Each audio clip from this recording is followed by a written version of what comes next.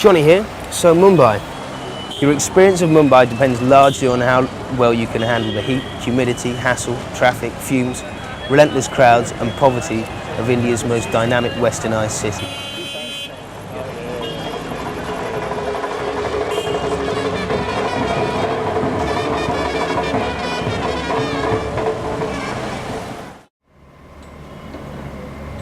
Our first mission on arrival in Mumbai was to collect the car from the docks and clear it through customs. As you can imagine, this was a slightly arduous task, but with the help of some individuals who appreciated our mission, we cleared the admin in just 2 days.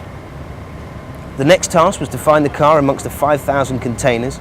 With a few locals and Simon's keen eye, we found our container and were delighted to find that the Land Rover was in perfect condition.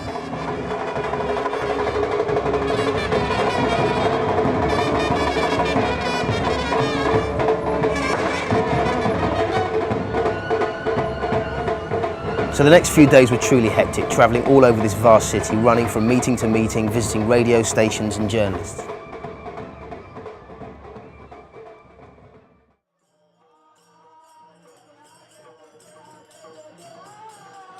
So with all the admin out of the way, myself and Roman, the cameraman, are out minding our own in the streets of Colaba when we stumble across a Hindi festival. We had no idea what was going on, but you could feel the energy. Within minutes, we were grabbed and pulled straight into the thick of it. We were made to feel so welcome. It was really unbelievable. From the very young to the very old, they all wanted us to take part in this festival.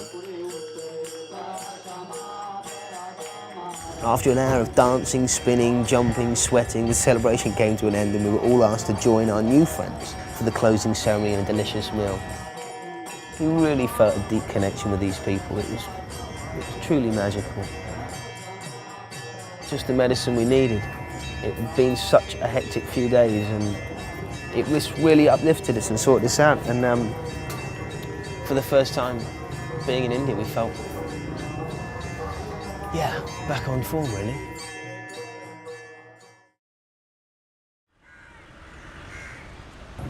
So after our amazing night, a friend of ours, Suraj, he recommended that we should go and check out this clean island project called Vermiculture.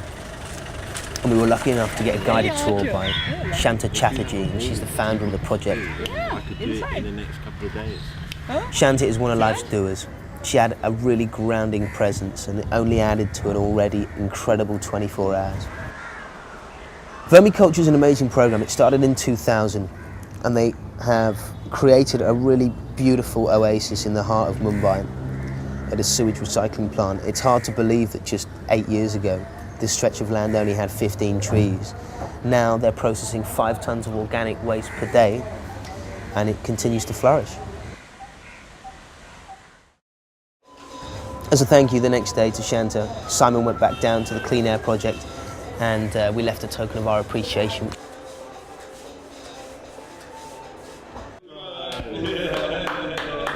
The last few weeks have really been an emotional roller coaster, but please do watch the extended video clips and please do keep logging back on to check out for updates and monitoring our progress. It's Johnny signing out for now.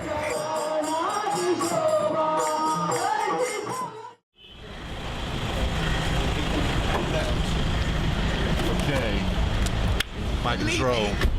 Out of Bombay at last after ages being here. Really exciting to be back on the road and headed towards the school and finally meet all the boys and girls up there. We tossed a coin last night and Simon lost, so he's got to drive. The carnage of Bombay, here I come. Although actually I think I won because I love this kind of driving, it's chaos. Cool. So,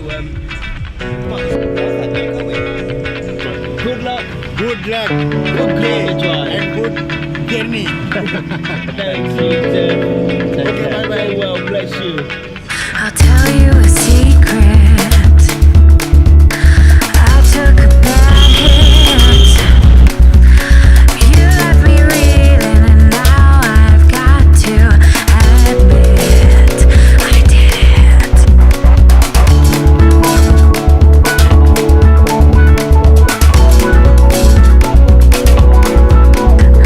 Please call me, believe me.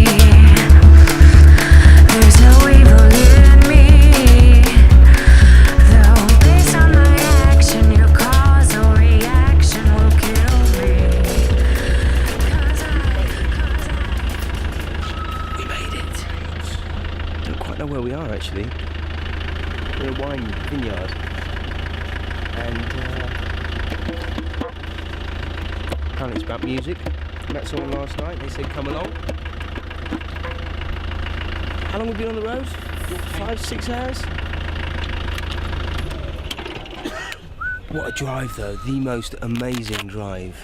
Incredible landscape, quite frightening. In fact, the worst roads we've had to date. I mean, really, absolutely chaos. Lots of near-death experiences, but we're here. And let's see what it's all about. So we arrived at Sulafest, this amazing music festival in the middle of this vineyard. And we heard this incredible band, Shire and Funk. And the next day we were lucky enough to meet up with Monica and Randolph and get a little piece of camera from them. And also Rajiv, the guy who owns and has cultivated this vineyard over 10 years. We managed to get a little piece of camera from him as well, which was lovely. Hello! I'm Randolph, she's Monica. I'm Monica. We're in Shire and Funk.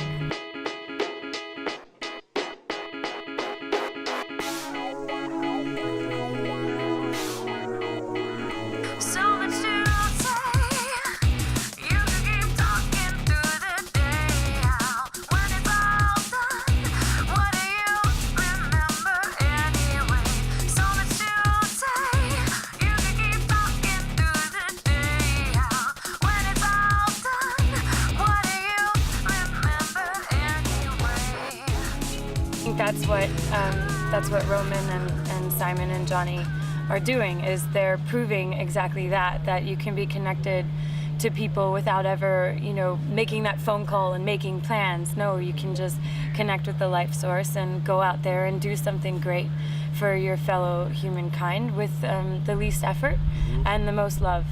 And that was the gift that was given to me when I received that lantern, and I think that's the gift that these guys are giving to the people that they meet along their journey. And that's actually, consequently, what Shire and Funk are about, is exactly that message that we're all a lot more alike than we are different. And we all have the capacity to make a difference in the subtle, simple ways of our daily life. So, I'm Rajiv Samant, and this is my vineyard here in Nasik, close to Mumbai in Maharashtra.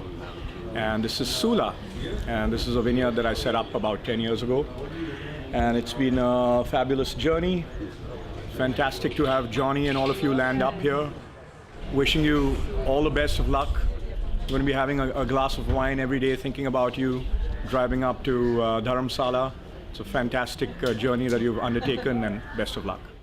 Okay, so after 2 incredible days in Nashik, we were, on a recommendation from Randolph from Shire and Funk, we decided to drive up to the Allura Caves. We had an incredible drive up here, and en route we had a phone in to George Lamb back in London, which was the strangest thing, because we're standing in a cotton field and he's in the studio in London. But I think it worked.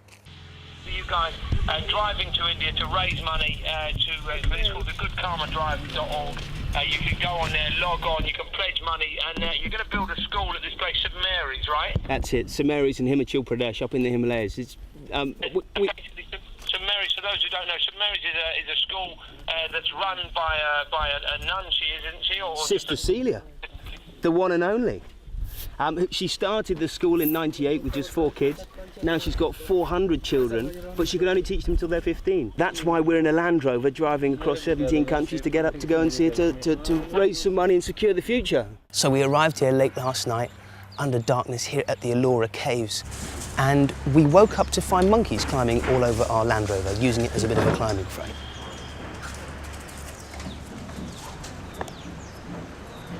The caves are actually closed, but we're going to go and see them tomorrow.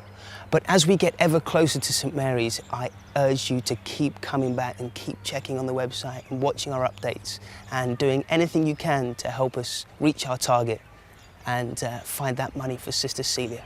Thank you.